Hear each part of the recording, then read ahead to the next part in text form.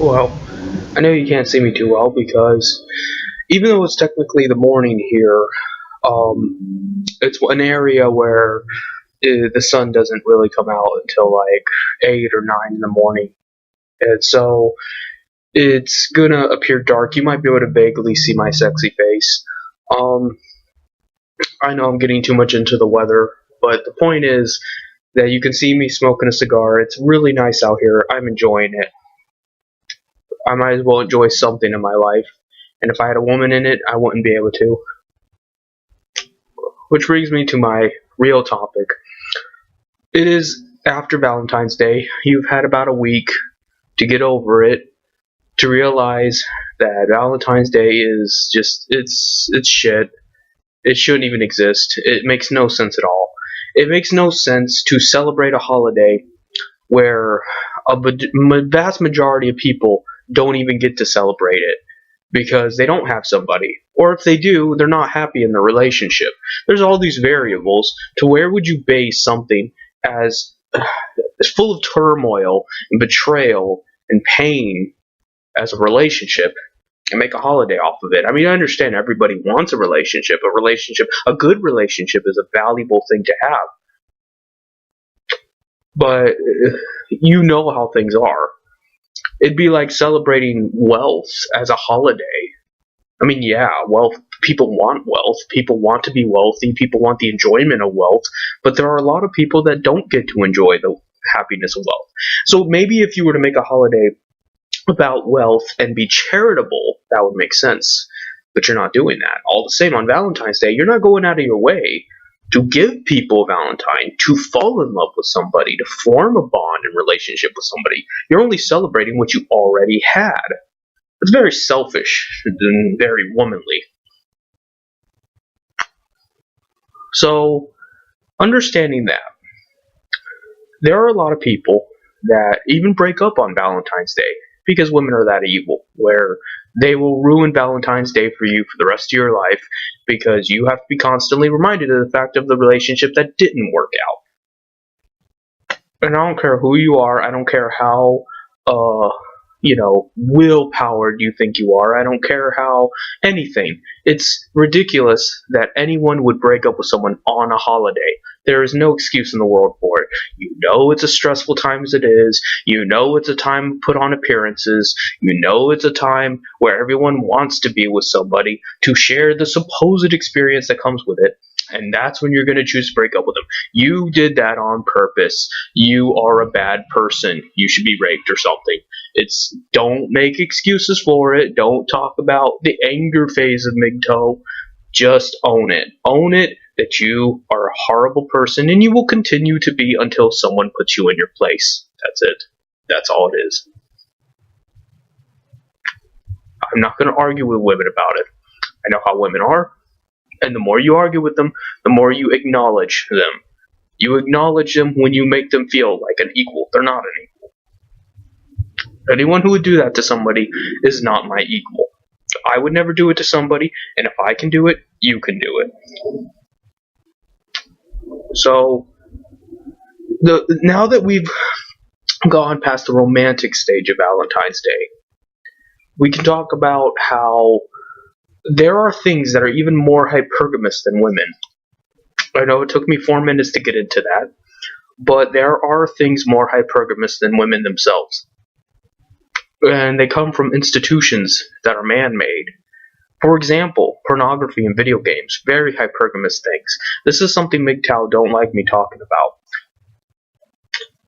Porn and video games take more men's money than all the failed marriages combined. You talk about divorce settlements, think about how many thousands of dollars, maybe even millions of dollars, you pour into being a gamer. And these video game companies don't respect you. They don't see you as a loyal consumer that they want to appeal to. They make fun of you. They even call you a fat neckbeard and things. And you identify with this? And this is so much better than women? For that matter, I could just be with a woman if I want to be made fun of and unappreciated. Same thing with porn. I really don't know what what mgtow are thinking with porn, because it's like, okay, you have these sexual desires, I get that. Well, why are you going to give women money? You know women are making money off of porn. Don't do it. Like it's you think women are evil, or at least bad, like negative. Negative is probably a better word. You think of them as like a natural predator. So why are you going to give a natural predator money? I'm not trying to change your mind. I'm trying to understand what some of these MGTOW are coming from by saying, oh, female nature. Well, then don't amplify their nature by giving them money. Don't do it. Ever. Just stop. But they're not going to stop. You don't have to masturbate to porn that helps women. You could masturbate to cartoon porn or some shit. Or better yet, don't masturbate to porn. But whatever.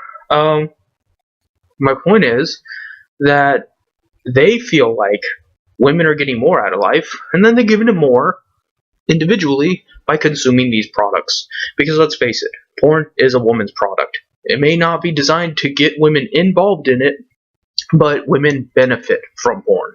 And I know there's going to be arguments that, well, women get hurt by porn. Like, there's a lot of trafficking in porn, there's a lot of drug abuse in porn, and all of that might be correct. But, well, number one, that does not mean that men are not affected by those things. Number two, even if that's the case, some women do somewhere benefit from it. There wouldn't be all these sex positive feminists and things if it was just strictly an abuse dynamic. And third, until you can validate that that is the majority of the problem, that more women are abused in porn than make lots and lots of money off of porn, you, from a MGTOW perspective, cannot tell me that porn is healthy. You can't. You can say that you do it, you acknowledge it's a vice, you shouldn't do it. But you cannot tell me that porn is a MGTOW product and then it helps women out. If you can tell me that it does traffic women and shit, then maybe. Yeah, I'll give you that. But you can't. Same thing with games.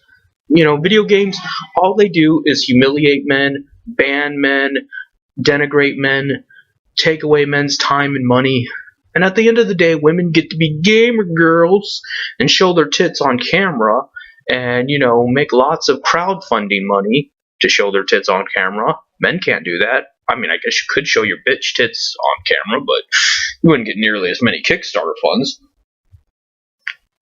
And, at the end of the day, women aren't going to be nearly as insulted, yelled at, called a noob, a fag, and they certainly aren't going to be as banned as much from servers and even entire video game consoles as men. I have to bring that up because you're paying for a product you don't even get to use 50% of the time because these fuckers feel entitled to banning you. Do they ban the women like that? No, they don't. So you're treated unequally, but you're identifying yourself with this. You're a gamer, and being a gamer is so much better than being a fucking normie who's going out with a woman. Really? But you're going to do what you want to do anyway. You're going to be offended by this if you want to be offended by it. You associate being a gamer with your core values and your core identity somehow. I don't see why. It's just a fucking product. But you don't want to see that there is a very dark side to this industry and to men in general, but you want to be a MGTOW.